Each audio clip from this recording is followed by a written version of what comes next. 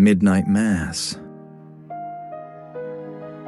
Snow fell in a steady hush, soft as the breath of the sleeping earth below it. For miles in every direction, the valley was white, frozen streams, dark pines bending under the weight of the snow, the mountains above lost in fog. Thomas Alden trudged along the road that cut through the hills, boots heavy with slush. His coat, meant for London winters, was no match for the Carpathian cold. The wind tore at him like savage claws. He had been walking for hours since his carriage had broken an axle a few miles back. The driver had stubbornly and inexplicably insisted upon staying behind, so Thomas had gone on, alone, toward the village lights faintly visible in the distance. The driver had promised that an inn and a warm bed could be found there. Thomas was beginning to think he'd hallucinated the lights until, at last, he reached a crossroads marked by a wooden signpost, its paint so weathered that the words were barely legible. One arrow pointed towards St. Venera, the other to Bellwether Abbey. The name stirred something faint in him. A bell rang somewhere deep in his memory. He didn't know why. Snow stung his eyes.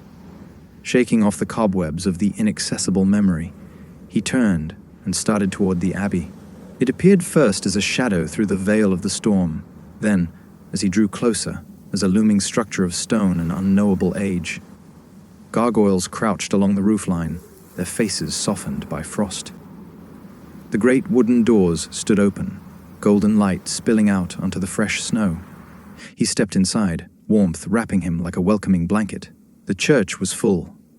Rows of villagers in heavy cloaks filled the pews, candles flickering in their hands. The air was thick with incense, the scent of pine and something faintly metallic, perhaps? At the front, a priest in white vestments stood before the altar, his voice low and rhythmic. Latin, Thomas thought, though he could barely recognize a word of it. He slid into the last pew, breath still steaming. No one turned to look at him. Yet somehow he felt acknowledged. The music began then, an ancient carol sung by unseen voices. The sound filled the nave, rich and unearthly, echoing off the vaulted ceiling.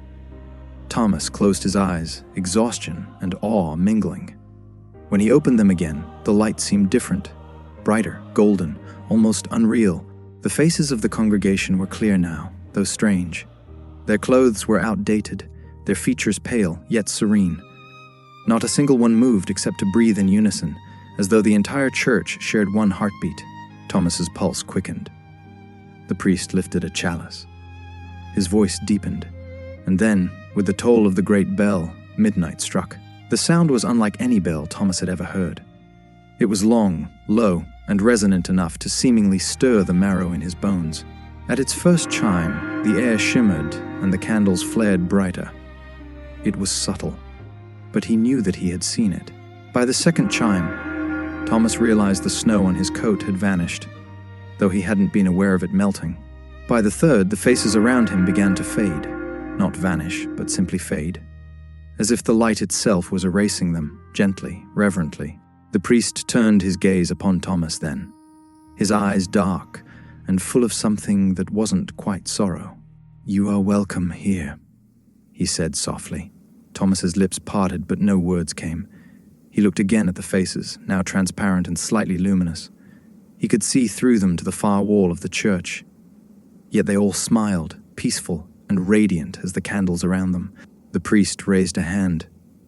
"Be still. It is Christmas. The night of return." Thomas stood, trembling, but no longer from the cold. "What is this place?" The priest's smile was gentle. A place between roads, between years, between what is kept and what is lost. Thomas's gaze fell to the chalice on the altar. It shimmered like liquid gold, though no flame touched it. "And these people?" "They come home," said the priest. "For 1 hour each Christmas. Those who died far from their hearths return here, to the Abbey of Bellwether. The bell calls them, as it has called you, but I'm not."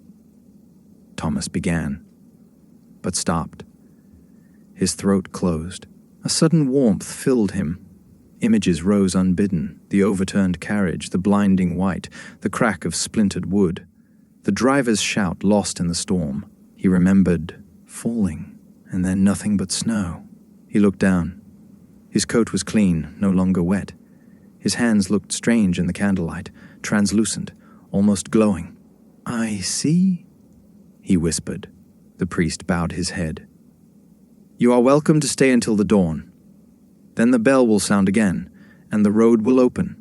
Thomas nodded slowly, fully understanding. He sat once more in the pew, the music rising around him. The villagers sang with voices like wind through pines.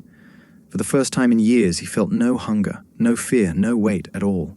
When the final hymn ended, he was surprised to find himself smiling. Morning came with pale light spilling through the stained glass. The pews were empty. No candles burned.